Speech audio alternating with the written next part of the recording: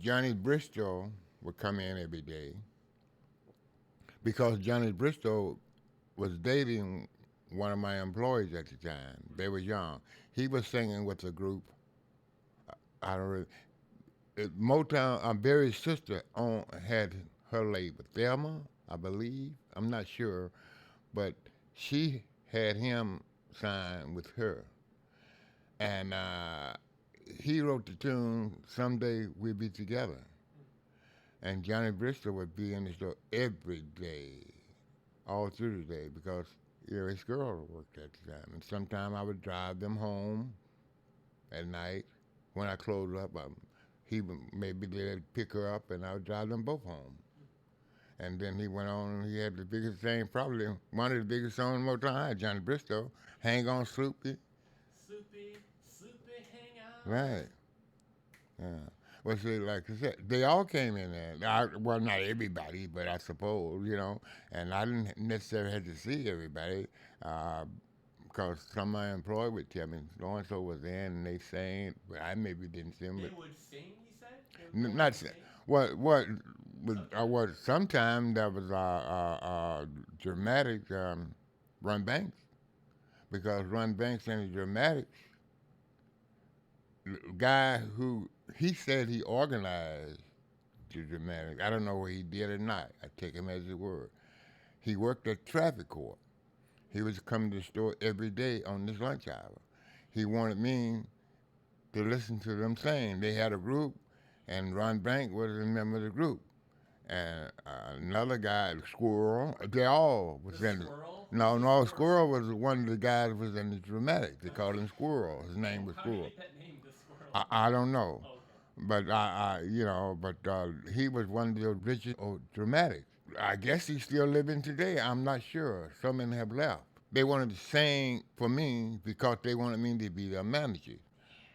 I had a group called the Moniques that I was manager of. They sound just like the Temptations. In fact, they was friends with the Temptations. They sang together. They rehearsed together. Three girls. We got 10 days at 20 grand. We didn't have a record.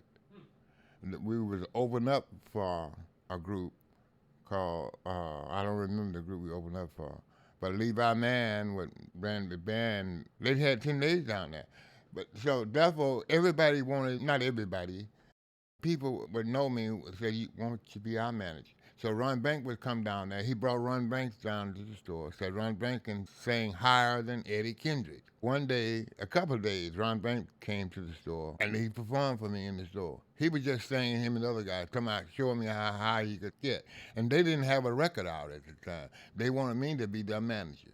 And that's the fact. L.J. Reynolds, when he came in town, one evening around dusk, he called me on the phone. He wanted to meet me. He called, asked me about somebody, I think. We met downtown at Floods, and we talked.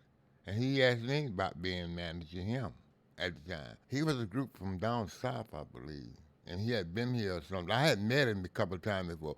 But at the time, everybody was, like everybody, a lot of people were trying to sing because Motown was getting on the scene. Everybody was trying to doo-wop and want to sing, be a star.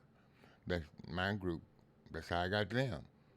And they did real good. And we did a tune called Double O Soul by Edwin Starr.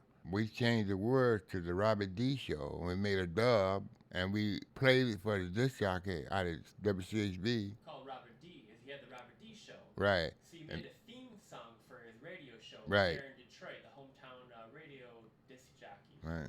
So a group you were managing did that for him. Did he actually play it on the air?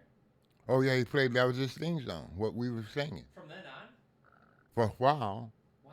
It's a Robert D show, it's a Robert D show. It's the Robert D show. They sang the same tune of Double O Soul. Yeah, yeah. They call They it just Double O Soul. they just changed the tune. But anyway, so we made a name for ourselves that way.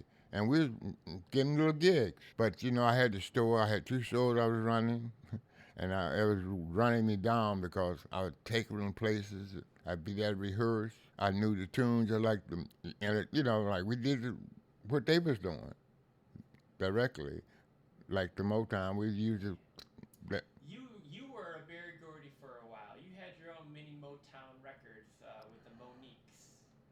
we had I had the Monique for a couple of years or so. I don't remember how long we had them, but anyway, my daughter was born. I named her after the group at the time, Man, does she Monique. like that? Does your daughter Monique like Yeah, that story? yeah, yeah, she's grown now. She works for the Does city. she like to tell her friends about that, like her I genealogy? don't know. No, I don't even know that. So You know.